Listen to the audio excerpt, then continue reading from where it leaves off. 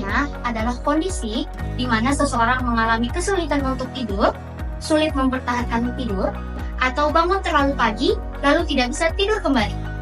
Insomnia bisa dialami dalam jangka yang pendek atau akut, juga bisa dalam jangka panjang atau kronis.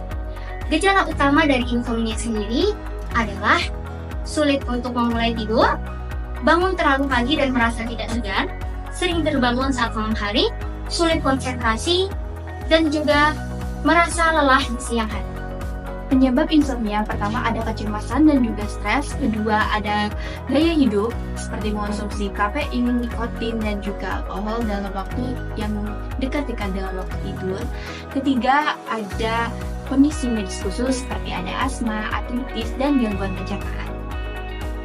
Selain berdampak pada kelelahan di siang hari, insomnia juga berdampak pada kesehatan dalam waktu jangka panjang, yaitu seperti yang pertama, insomnia bisa menyebabkan penurunan kekebalan sistem tubuh, karena pada orang yang tidurnya kurang bisa menyebabkan risiko yang lebih tinggi terkena infeksi.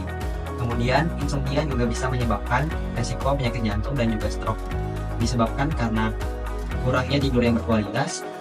Kemudian yang ketiga, insomnia yang berlaku lama dapat menyebabkan gangguan mental atau kesehatan mental, dikarenakan gangguan tidur dan kurangnya tidur yang berkualitas bisa menyebabkan gangguan mental jika berlangsung dalam waktu yang lama. Kemudian yang terakhir, insomnia dapat mengganggu kehidupan sosial dikarenakan kurangnya tidur bisa mengganggu mood dan suasana hati dan bisa mengganggu dalam kehidupan sosial. Nah, gimana sih caranya kita sebagai orang awam bisa mengurangi bahkan menghilangkan insomnia yang kita derita?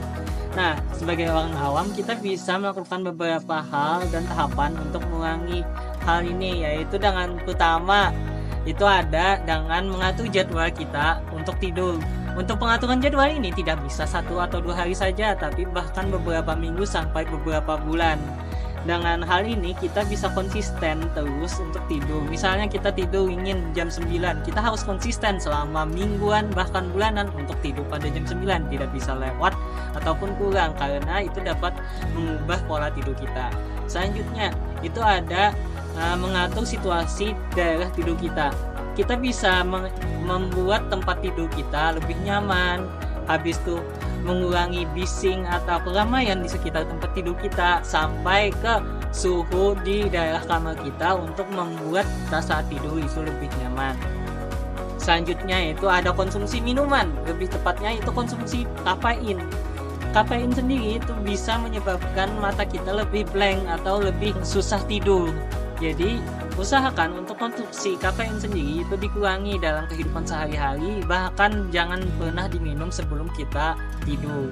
Selanjutnya yaitu ada relaksasi. Jadi sebelum kita tidur itu harus otak kita lebih rileks, jangan ada beban ataupun stres. Jika ada sesuatu yang membebani atau dipikirkan itu diselesaikan terlebih dahulu, jangan ditimbun sebelum kita tidur. Pada sebelum kita tidur, kita sebagai gen milenial atau Gen Z itu lebih sering menggunakan gadget pada akhir-akhir ini.